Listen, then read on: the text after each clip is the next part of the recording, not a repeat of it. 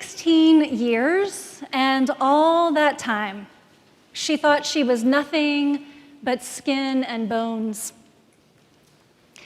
These are the last lines of James Wright's poem, Trouble. 16 years, and all that time she thought she was nothing but skin and bones. It's a short poem, not actually all that much longer than the lines I've offered you here, and it cuts quickly to the scandal and the shame, the taunting and the confusion that swirl in a circle of folks when someone turns up pregnant. But it ends with this girl's amazing realization that while all along she had thought she was nothing much, nothing more than skin and bones, in fact, that was only the beginning of what she was. Our story picks up after Gabriel has gone back to wherever Gabriel came from, and Mary has gone to the hill country to find Elizabeth. Both of them are unexpectedly expecting. One of those pregnancies at this point is more welcome, though, than the other. It's quite something. I want to say sweet, and not in a cloying, hallmarky kind of way, but actually sweet and tender, that this intimate scene is captured for us and remembered for thousands of years. This little scene of two women on the outskirts of nowhere finding each other. Maybe the word I want is touching. Because in a time like ours, where touching is still somewhat verboten, I find myself drawn to this story of an embrace. Because you know they must have wrapped their arms around each other, bear-hugged even, and then put their hands on each other, and then on each other's bellies. Mary's still flat, Elizabeth's round, and just now rippling. In this whole big, crazy book of cosmic power and kingdoms come and drama played out on geopolitical scales, today we have the intimacy of this picture in this doorway. These two women, one old, one young, laying their hands on each other's bodies. One with skin likely wrinkled and worn and sun-spotted, one with skin tighter but still likely pretty rough. Their skin and bones pressed together. So when we say that we are more than just skin and bones, the first thing to note is that skin and bones themselves are worthy and lovely and beautiful, no matter their condition. Neither I nor I think the poet mean to dismiss the skin and bones-ness of us. Even those of us who have difficult relationships with our bodies, saying or sensing things like we've been betrayed by our bodies, or that somehow our bodies are separate from us. I'll be the first to say, it's complicated. Still, our bodies are not to be ignored. We're living with this skin and these bones, and our bodies are part of the story, ours and this big story. Mary's body is going to bring a wriggling, squirmy baby into the world.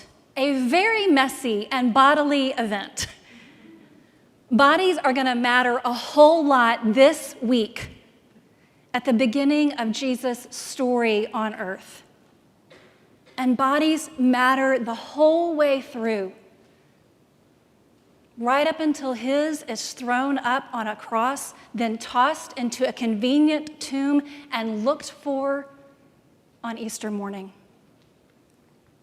Mary's body carrying a baby matters.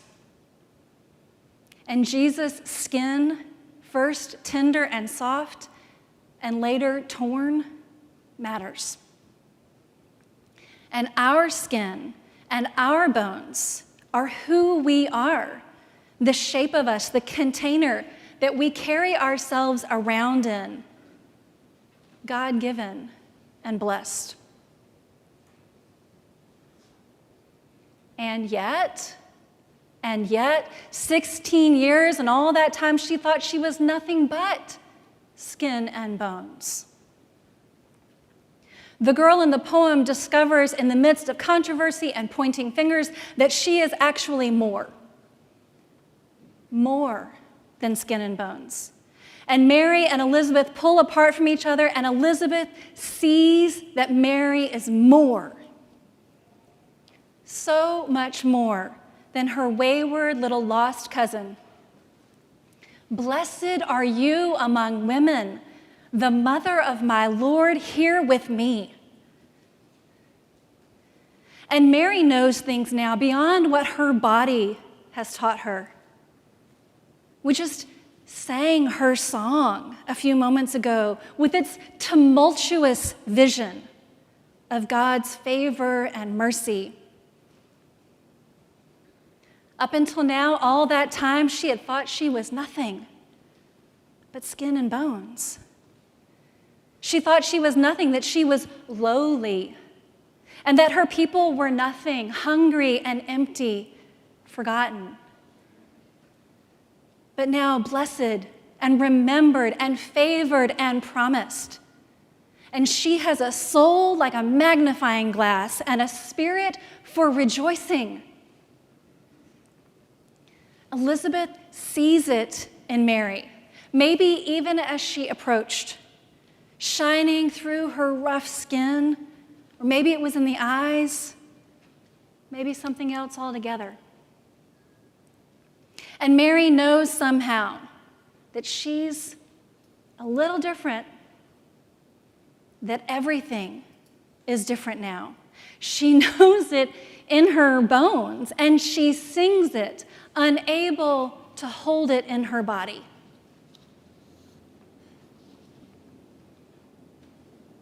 And you?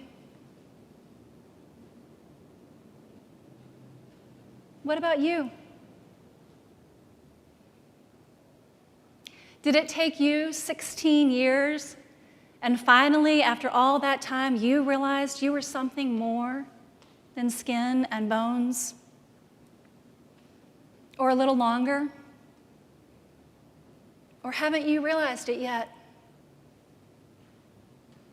Or did you know once, but you'd forgotten?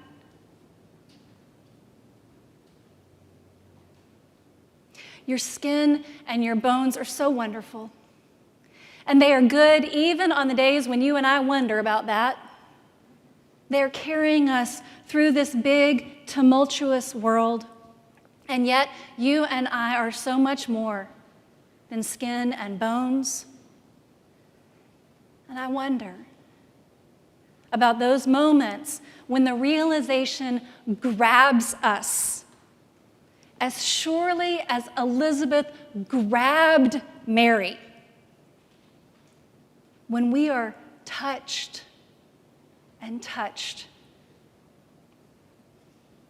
When we feel someone squeezing our hand or something opening our hearts, so we know there's more.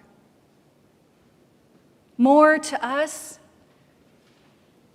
more to our lives, more to this world